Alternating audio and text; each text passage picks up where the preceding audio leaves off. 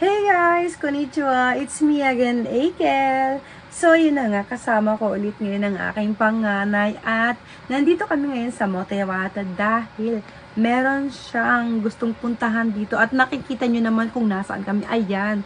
At gusto niyang mag-change ng skincare at ito ay usong-uso sa mga Juday. Guys, alam niyo naman, yung mga Japanese, mahilig sa mga skincare. At ito na nga yung anak ko, pina-check muna niya yung hada niya. Ayun, sabi, yung yung skin niya, yung face. Then, ayun, sabi naman ng staff is okay, Chodo, maganda. Walang problema daw. Kaya ayun, after nung ma-check, nagpalagay na siya ng skincare. Then, yung Hyakidome, ganon.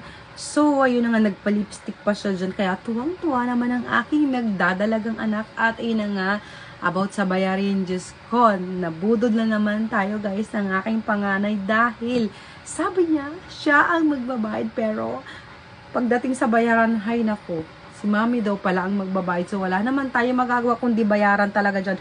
Alam nga naman hindi natin bayaran, diba? So ayun na nga, ayun lang, na-share ko lang. Thank you!